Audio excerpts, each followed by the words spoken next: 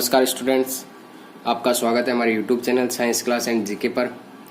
आज हम next portion पढ़ने जा रहे हैं। 40 नंबर चैप्टर चल रहा था हमारे मानव रोग वाला। उसमें हम पढ़ रहे थे जीवाणु जनित रोग। क्या पढ़ रहे थे? जीवाणु जनित रोग। क्या पढ़ रहे थे? जीवाणु जनित रोगों के बारे में। ठीक है, इसकी पीडीएफ चाहिए तो आप हमारे टेलीग्राम ग्रुप या व्हाट्सएप ग्रुप को ज्वाइन कर सकते हैं। उसकी लिंक आपको डिस्क्रिप्शन में मिल जाएगी। ठीक है, और वहां से आपको नोट्स प्रोवाइड करवा दिए जाएंगे इसके। तो आज जो जीवाणु जनित वाला हमारा पोर्शन चल रहा था, इसमें हमने 4 रोग पढ़ लिए थे। कौन कौन से पढ़े थे? एक तो पढ़ा था कुष्ठ रोग। कुष्ठ रोग के बाद में हमारा जो सेकेंड नंबर था वो था टीबी वाला, और थर्ड नंबर कौन सा था आपके? डिप्थीरिया, और फोर्थ नंबर कौन सा था? टिटनेस का। ठीक है, आज हमारा जो 5 नंबर रोग है जीवाणु जनित रोग में, वो 5 नंबर रोग है आपके न्यूमोनिया।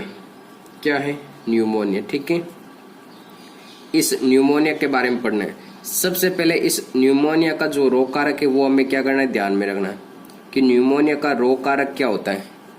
इस न्यूमोनिया का रोग कारक क्या होता है? तो रोग कारक किसका ध्यान रखना? डिप्लोकोकस। क्या होता है? Diplococcus pneumoniae. डिप्लोकोकस न्यूमोनी होता है रोग कारक।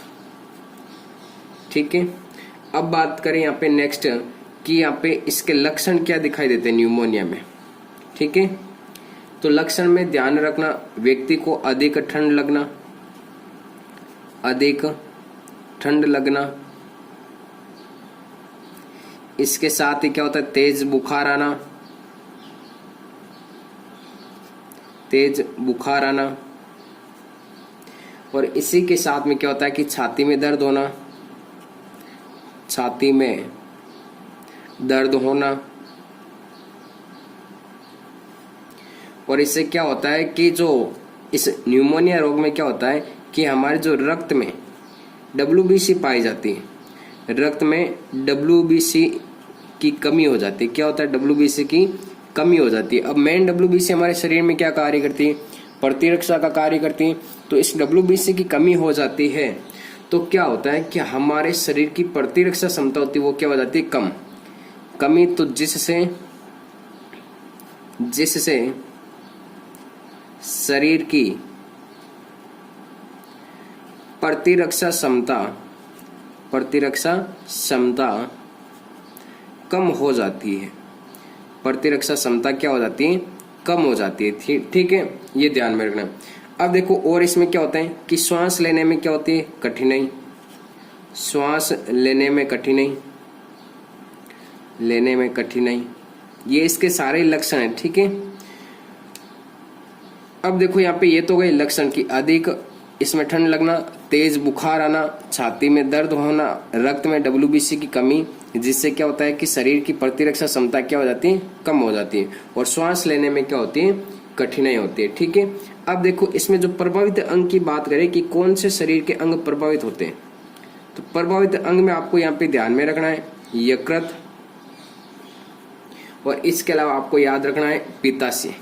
ठीक है, ये आपके क्या प्रभावित अंग है, इन पर क्या होता है कि ज्यादा इफेक्ट पड़ता है। ठीक है, यकृत और पित्ताशय पर। अब बात करें इसके उपचार की, रोग का जो बचाव है या उपचार किस प्रकार से कर सकते हैं, तो इसमें ध्यान रखना कि जो रोगी व्यक्ति होता है, रोगी व्यक्ति को घर में अलग रखना। ठीक है, उसको अलग सेपरेट रूम में रखना, अलग रखना। और इसके द्वारा जो भी वस्तुएं प्रयोग की जाती है वो वस्तुएं क्या होनी चाहिए? इसकी अलग होनी चाहिए। और इसका जो मल होता है, मल तथा बलगम आदि को मिट्टी के अंदर दबा देना चाहिए। आदि को मिट्टी के अंदर दबा देना चाहिए। ठीक है, ये क्या हो जाएंगे? इसके उपचार हो जाएंगे। तो यहाँ पे ये न्यूमोनिया जो आपका रोग है ये इतना है, बस इतना ही आपको क्या करना है इसके अंदर ध्यान में रखना। क्या ध्यान में रखना है कि न्यूमोनिया में एक तो रोग कारक का नाम ध्यान में रखना, क्या होता है कि डिप्लोकोकस न्यूमोनी। नेक्स्ट बात करें इसके लक्षण की, तो इसके लक्षण में अधिक ठंड लगना, तेज बुखार आना, छाती में दर्द होना, रक्त में WBC की कमी, जिससे क्या होता है कि शरीर की प्रतिरक्षक क्षमता कम हो जाती है और श्वास लेने में क्या होती है, कठिनाई होती है। और जो प्रभावित अंग है वो कौन से प्रभावित अंग, यकृत और पित्ताशय। प्रभावित अंग कौन से, यकृत और पित्ताशय। ठीक है, नेक्स्ट बात करें यहाँ पे इसके उपचार की, तो उपचार में देखो यहाँ पे क्या है कि रोगी व्यक्ति को घर में अलग रखना, जो भी इसके उपयोग में आ रही जो वस्तु है उन उपयोगी वस्तुओं को क्या करना, इससे अलग रखना, मतलब इसकी जो यूज लेने वाली जो वस्तु है उनको अलग रखना। ठीक है, और तथा मल तथा बलगम आदि को क्या करते हैं, मिट्टी के अंदर दबा देना चाहिए। ये तो हो गए आपके न्यूमोनिया रोग। नेक्स्ट बात करें आपका 6 नंबर जो रोग आता है, यहाँ पे 6 नंबर पे जो रोग आता है वो होता है आपके प्रवाहिका। कौन सा रोग, प्रवाहिका, या जिसे अतिसार भी कहते हैं। क्या कहते हैं, अतिसार, या फिर इसे डायरिया भी कहते हैं। क्या कहते हैं, डायरिया। ये इतने क्या आपके इसके दूसरे नाम है। ठीक है, क्या क्या नाम है, प्रवाहिका, अतिसार और डायरिया। क्लियर है बात यहाँ पे। अब बात करें सबसे पहले इसके रोग कारक की, किसका रोग कारक क्या होता है। तो रोग कारक में ध्यान रखना, साइजेला, साइजेला जीवाणु द्वारा क्या होता है, ये उत्पन्न होता है। कौन से जीवाणु द्वारा, साइजेला जीवाणु द्वारा क्या होता है, उत्पन्न होता है। अब बात करें इसके लक्षण की, कि इस रोग में क्या क्या लक्षण हमें दिखाई देते हैं। तो फर्स्ट नंबर है इसमें कि जल व विद्युत अपघट्य होते हैं वो शरीर से बाहर निकल जाते हैं, मतलब जो हमारी आंत्र होती है। ठीक है, क्या लिख सकते हैं, आंतें होती है जो छोटी आंत और बड़ी आंत, तो आंत्र से अधिक मात्रा में, आंत्र से अधिक मात्रा में जल अपघट्य, जल अपघट्य शरीर से बाहर त्यागे जाते हैं, शरीर से बाहर त्यागे जाते हैं, जिससे शरीर में क्या होता है, निर्जलीकरण हो जाता है। जिससे शरीर में क्या हो जाता है, निर्जलीकरण हो जाता है। निर्जलीकरण, निर्जलीकरण का मतलब होता है कि शरीर में क्या होता है, जल की कमी हो जाती है, जल की कमी। ठीक है, निर्जलीकरण मतलब निर्जलीकरण हो जाता है। अब पानी की कमी होगी तो उसको क्या होगी, उल्टियां होने लगती हैं। क्या होने लगती है, उल्टियां होने लगती है रोगी व्यक्ति को। ठीक है, और इसी के साथ क्या होता है कि दस्त के साथ श्लेष्मा व रक्त का भी क्या होता है, स्त्राव। श्लेष्मा व रक्त का भी क्या होता है, स्त्राव होता है। और जो रोगी व्यक्ति होता है, अब उसमें पानी की कमी होगी रोगी व्यक्ति में, तो उसमें क्या हो जाएगी यहाँ पे कि पानी की कमी होने पर शरीर क्या हो जाएगा, कमजोर हो जाएगा। ठीक है, ये तो गए इसके लक्षण। अब बात करें इसके उपचार की। अब देखो यहाँ पे क्या हो रहा है कि पानी की कमी हो रही है, तो हम क्या करेंगे, जो रोगी व्यक्ति है उसको क्या करना चाहिए कि एक तो पानी को उबाल कर पीना चाहिए, पानी को उबाल कर व छान कर पीना चाहिए। ठीक है, नेक्स्ट बात करें कि जो रोगी व्यक्ति का जो मल होता है और जो उल्टी होती है उसको क्या करते हैं, मिट्टी के अंदर दबा देना चाहिए। मल व उल्टी को मिट्टी के अंदर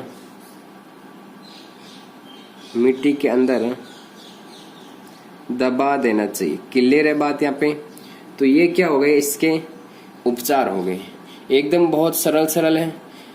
प्रवाहिका में क्या करना है आपको, एक तो रोग कारक का नाम क्या है, साइजेला। ठीक है, अब देखो इसके जो लक्षण है क्या है, आंत्र से अधिक मात्रा में क्या होता है, जल अपघट्य शरीर से बाहर निकल जाते हैं, मतलब जो शरीर में जल का अवशोषण करवाते हैं वो क्या हो जाता है कि शरीर से बाहर निकल जाते हैं। ठीक है, अब ये अगर शरीर से बाहर निकलते हैं यहाँ पे, तो क्या होता है कि शरीर में क्या हो जाती है, पानी की कमी हो जाती है। ठीक है, जिससे उल्टियां होने लगती हैं। दस्त के साथ क्या होता है कि श्लेष्मा व रक्त का भी क्या होता है, स्त्राव होता है। अगर इसके उपचार की बात करें तो उपचार में क्या करना चाहिए कि पानी को उबालकर व छानकर पीना चाहिए, और जो मल व उल्टी होती है उसको क्या करना चाहिए, मिट्टी के अंदर दबा देना चाहिए। इस प्रवाहिका को अतिसार भी कह सकते हैं, या फिर इस रोग को क्या कहते हैं, डायरिया भी कहते हैं। ठीक है, यहाँ पे ये हो गए आपके 5 और 6। अब नेक्स्ट नंबर जो रोग है वो है आपके मस्तिष्क का आवरण शोध या जिसे मेनिंजाइटिस कहते हैं। अब देखो नेक्स्ट नंबर जो हमारा 7 नंबर जो रोग है, ठीक है, जो 7 नंबर जो रोग है वो होता है आपके मस्तिष्क आवरण शोध या इसे क्या कहते हैं, मेनिनजाइटिस। ये आप इन रोगों के नाम ध्यान में रखना। ठीक है, कौन सा, मस्तिष्क आवरण शोध या मेनिनजाइटिस। अब देखो यहाँ पे क्या आ रहा है, जैसे कि ये हमारा क्या है, यहाँ पे मस्तिष्क है। ठीक है, ये मस्तिष्क है, तो मस्तिष्क आवरण, ये लो मस्तिष्क के चारों ओर क्या बना दिया मैंने, एक आवरण। ठीक है, इस आवरण में अब क्या पाया जाता है कि कोई जो आपके प्रमस्तिष्क का भाग होता है, अग्र मस्तिष्क में जो प्रमस्तिष्क पाया जाता है, ठीक है, उसमें क्या होता है, बीच में प्रमस्तिष्क द्रव पाया जाता है। एक मैंने बताया था 3 भ्रूणीय झिल्लियां होती हैं, ड्यूरामीटर, पियामीटर, आर्केनोइड। ठीक है, इनके मध्य जो गुहा पाई जाती है उनमें एक द्रव भरा होता है और उस द्रव को क्या कहते हैं, प्रमस्तिष्क मेरुद्रव।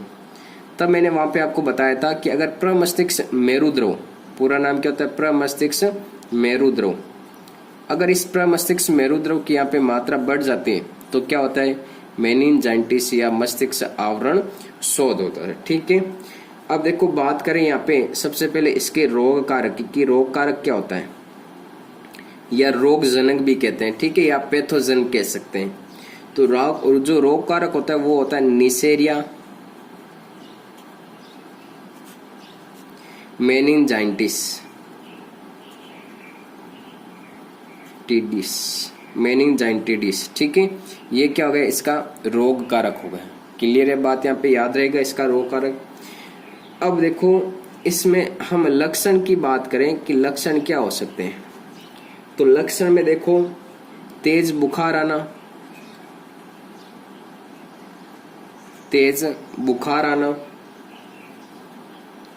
सिर दर्द, साथ में क्या होती है, बेचैनी होती रहती है, उल्टियां होना। ये क्या आपके इसके लक्षण है, किसके, इस मस्तिष्क आवरण शोध या जिसे हम क्या कह सकते हैं, मेनिनजाइटिस कह सकते हैं। ठीक है, अब देखो क्या होता है कि जब हम तेज बुखार, सिर दर्द, बेचैनी, उल्टियां, ये तो क्या हो गए, इसके लक्षण हो गए। अब बात करें यहाँ पे कि इसका जो उपचार है वो उस उपचार किस प्रकार से हम कर सकते हैं, घरेलू उपचार की यहाँ पे बात की गई। ठीक है, तो यहाँ पे देखना उपचार में क्या होता है कि जो रोगी के द्वारा, जो रोगी व्यक्ति होता है, तो रोगी के द्वारा उपयोग में लाए गए वस्त्र को पानी में उबालकर धोना चाहिए। जो भी वस्त्र रोगी काम में ले रहा है उन वस्त्रों को क्या करना चाहिए, पानी में उबाल कर धोना चाहिए। ठीक है, और जो भी इसकी उल्टी व मल होते हैं, उल्टी व मल को क्या करते हैं, मिट्टी के अंदर दबा देना चाहिए। उल्टी व मल को मिट्टी के अंदर, किसके अंदर, मिट्टी के अंदर दबा देना चाहिए।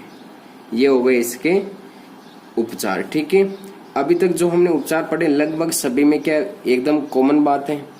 ठीक है, तो इनको आप यहाँ पे ध्यान में रखना कि किस प्रकार से आपको ये लिखने, यहाँ पे सब में अभी तक क्या है, सेम है। अब देखो नेक्स्ट जो हमारा रोग होता है वो रोग होता है 8 नंबर, सुजाक। कौन सा रोग, सुजाक, या इसे गोनेरिया भी कहते हैं। क्या कहते हैं, गोनेरिया। अब देखो सबसे पहले इसमें क्या बात ध्यान में रखनी, ये एक एसटीडी रोग है।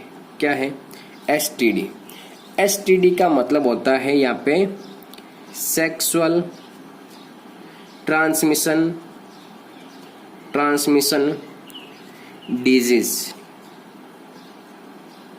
सेक्सुअल ट्रांसमिशन डिजीज मतलब क्या होता है, लैंगिक संपर्कता से फैलने वाला रोग। लैंगिक संपर्कता से फैलने वाला रोग। ठीक है, फैलने वाला रोग, लैंगिक संपर्कता से फैलने वाला रोग कौन सा, आपके सुजाक या जिसे हम क्या कह सकते हैं, गोनेरिया कह सकते हैं, ठीक है।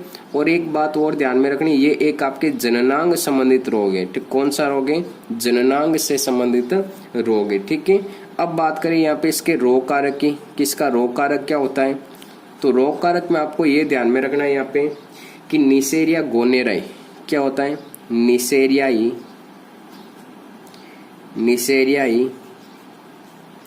गोनेरियाई, ये इसका क्या हो गया? रोग कारक हो गया, ठीक है। नीसेरियाई गोनेरियाई क्या हो गया? इसका रोग कारक हो गया। अब नेक्स्ट बात करें इसमें लक्षण, तो लक्षण में देखो आपको यहाँ पे क्या ध्यान में रखना है कि आपके सामने ये लक्षण दिखाई दे रहे हैं यहाँ पे, ठीक है। इन लक्षणों को देखो पहले तो कि लक्षण कौन कौन से, एकदम क्लियर दिखाई दे रहा है। वो देखो लक्षण में क्या है कि ये जीवाणु जननांग के उपकला स्तर पर क्या करते हैं? आक्रमण करते हैं। उपकला स्तर मतलब जो बाहर वाला स्तर होता है उस पर, ठीक है। जिसके कारण क्या होता है? 3 से 9 दिन के पश्चात क्या होता है? मूत्र मार्ग से पीले रंग का क्या होता है? द्रव स्रावित होता है। क्या होता है? पीले रंग का द्रव स्रावित होता है। और जननांग में क्या होती है? जलन होने लगती है, ठीक है। और स्त्रियों में कुछ दिनों में यूरेट्रिस उत्पन्न हो जाता है तथा उनका मासिक चक्र क्या हो जाता है? प्रभावित हो जाता है। अब यूरेथ्रिटिस मतलब क्या होता है कि जो यूरिथ्रा मतलब जो मूत्र मार्ग भाग होता है उसमें क्या हो जाते हैं? सूजन आ जाती है, ठीक है। और जिसके कारण क्या होता है? इनका मासिक चक्र क्या होता है? प्रभावित होता है। अब देखो यहाँ पे क्या ध्यान में रखना है कि इस रोग का प्रसार रोगी व्यक्ति के साथ संभोग करने से होता है। अगर कोई रोगी व्यक्ति के साथ संभोग मतलब अगर सेक्स करता है तो जिसके कारण क्या हो सकता है? ये स्वस्थ व्यक्ति में फैल सकता है, ठीक है। और कभी कभी जो रोगी व्यक्ति के उपयोग में आने वाली वस्तुओं के संपर्क में आने पर भी क्या हो सकता है? ये रोग एक व्यक्ति से दूसरे व्यक्ति में फैल सकता है। और उपयोग क्या है यहाँ पे कि रोग से बचने के लिए रोगी को पृथक रखना चाहिए और ऐसे रोगी से यौन संपर्क भी नहीं करना चाहिए, ठीक है। जो इस रोग से ग्रसित है उनके साथ कभी भी यौन संपर्क नहीं करना चाहिए। क्या नहीं करना चाहिए? यौन संपर्क नहीं करना चाहिए, ठीक है। तो ये आपके सुजाक या गोनेरिया रोग यहाँ पे कंप्लीट होता है, ठीक है। अब बात करते हैं यहाँ पे नेक्स्ट जो रोग है आपके, वो नेक्स्ट रोग है आपका 9 नंबर यहाँ पे, वो है आपका हैजा। कौन सा है? हैजा, ठीक है। इस हैजे को भी क्या कहते हैं? विसूचिका। क्या कहते हैं? विसूचिका या विसूचिका, या फिर इसे कह सकते हैं कोलेरा। क्या कह सकते हैं? कोलेरा। ये इतने आपके क्या इसके अन्य नाम है। सबसे पहले बात करें इसके रोग कारक की कि रोग कारक क्या होता है। तो रोग कारक में देखो इसमें है ये आपकी विब्रियो कोलेरी। कौन सा? Vibrio cholerae. विब्रियो कोलेरी इसका क्या हो जाएगा? रोग कारक। और अगर लक्षण की बात करें तो लक्षण में आपको ध्यान में रखना है कि लक्षण में हो जाता है आपका विब्रियो कोलेरी के साथ में यहाँ पे देखो उल्टी, दस्त, पानी की कमी हो जाती है, शरीर में पानी की कमी, शरीर ठंडा पड़ता है या फिर क्या हो जाता है? पेशाब बंद हो जाता है। ये क्या इसके सामान्य लक्षण है, ठीक है। किसके? हैजे के, विसूचिका या जिसे क्या बोलते हैं? कोलेरा बोलते हैं। अब देखो इसमें क्या करते हैं, जो रोगी व्यक्ति होता है उस रोगी व्यक्ति को ORS का घोल दिया जाता है। कौन सा? ORS। ORS का अगर पूरा नाम पूछे तो क्या आप क्या लिखोगे? Oral rehydration. Oral rehydration solution. क्या होता है? सॉल्यूशन, ठीक है। ओरल रिहाइड्रेशन सॉल्यूशन, ये किसका पूरा नाम है? आपकी ORS का यहाँ पे क्या है? पूरा नाम। जिससे क्या हो जाता है कि पानी की वापस क्या हो जाती है? शरीर में पूर्ति हो जाती है, ठीक है। तो यहाँ पे आपके जो जीवाणु जनित रोग थे ये आपके कंप्लीट होते हैं। बाकी 2 रोग बचे, उनको आप क्या करना कि एक मैंने जीवाणु जनित रोगों के ऊपर ट्रिक्स का वीडियो डाला हुआ है, उसकी लिंक है वो आपके डिस्क्रिप्शन में मिल जाएगी। उनके द्वारा आप उन रोगों को, जीवाणु जनित रोगों को एकदम आसानी से ट्रिक्स के द्वारा याद कर सकते हैं, ठीक है। धन्यवाद।